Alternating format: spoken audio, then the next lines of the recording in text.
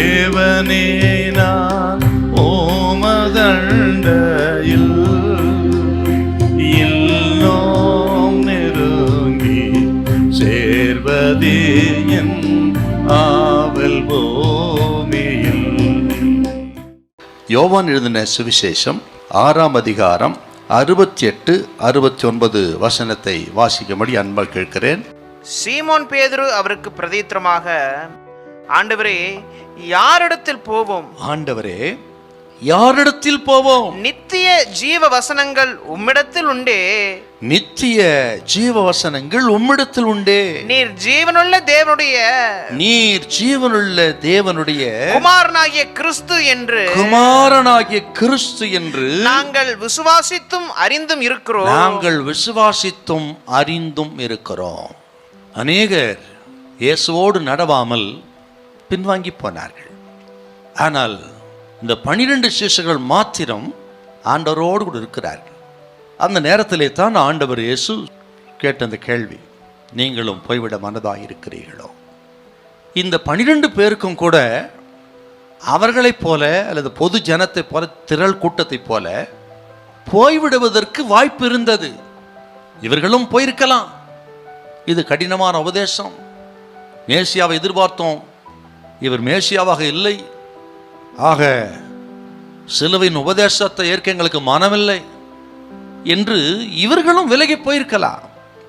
ஆனால் போகாதபடிக்கு சீமோன் பேதுருவின் அறிக்கை மற்ற சிசுகளுக்காக அவர் பேசுகிறார். பார், எல்லா இடத்தையும் அதிகமாக பேசுவார். அப்படி என்ன சொல்றாருன்னா, ஆண்டவரே, நீர்தான் நாங்கள் எதிர்பார்த்த மேசியா, நீர்தான் ஜீவனுள்ள மெய் தெய்வம், உமது வாயிருந்து வருகிற வார்த்தைகள் தான் நித்திய ஜீவ வசனங்கள், எங்களுக்கு அது போதும் ஆண்டவரே.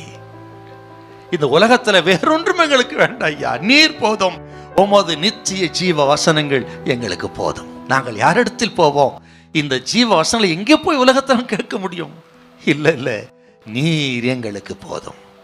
அநேக ஜனங்கள், அநேக சீஷர்கள் இந்த சரீர பிரகாரமான தேவைகளுக்காகத்தான் இயேசுவை பின்பற்றினார்கள்.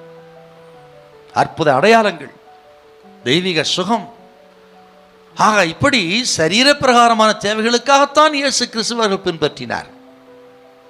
ஆக இந்த சரீர பிரகாரமான தேவைகளை கண்டு அதற்காக இயேசுவை பின்பற்றினவர்கள் இந்த சீஷர்களும்.